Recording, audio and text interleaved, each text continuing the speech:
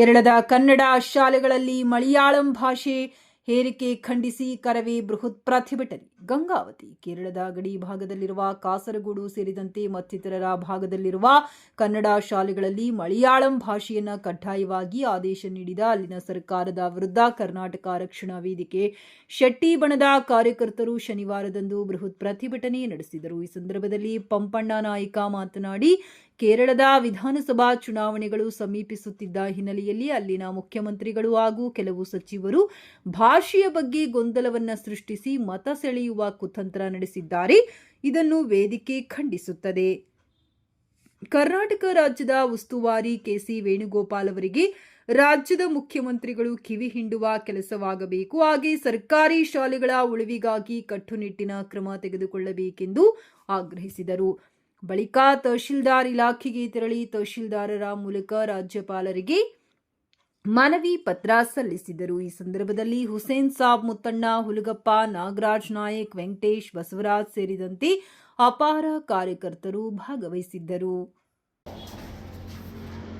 ಮಾನ್ಯ ರಾಜ್ಯಪಾಲರಿಗೆ ಕರ್ನಾಟಕ ರಕ್ಷಣಾ ವೇದಿಕೆ ಪ್ರವೀಣ್ ಕುಮಾರ್ ಶೆಟ್ಟಿ ಬಣದಿಂದ ಒತ್ತಾಯ ಮತ್ತು ಮನವಿ ಮಾಡುವುದೇನೆಂದರೆ, ಕೇರಳ ಸರ್ಕಾರ ಕಾಸರಗೋಡು ಕರ್ನಾಟಕದ ಆಸ್ತಿ, ಕನ್ನಡಿಗರ ಆಸ್ತಿ.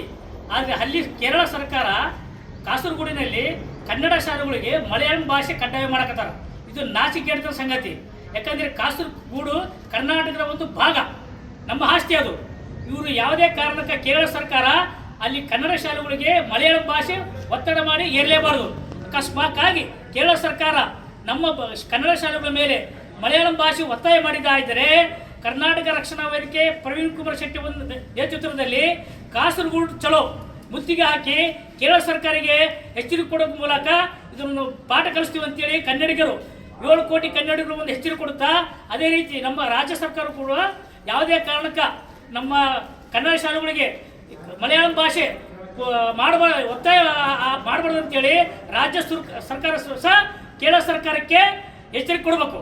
ಇವರು ನಮ್ಮ ಮುಖ್ಯಮಂತ್ರಿಗಳು ಮತ್ತು ಕೇರಳ ಸರ್ಕಾರ ಅಣ್ಣ ತಮ್ಮರಿದ್ದಂಗೆ ಇವರು. ಯಾಕಂದ್ರೆ ಇವರು ತಮ್ಮ ಗುಟ್ಟು ಅಲ್ಲಿ ಹೇಳ್ತಾರೆ, ಅವ್ರ ಗುಟ್ಟು ಇವರು ಹೇಳ್ತಾರೆ.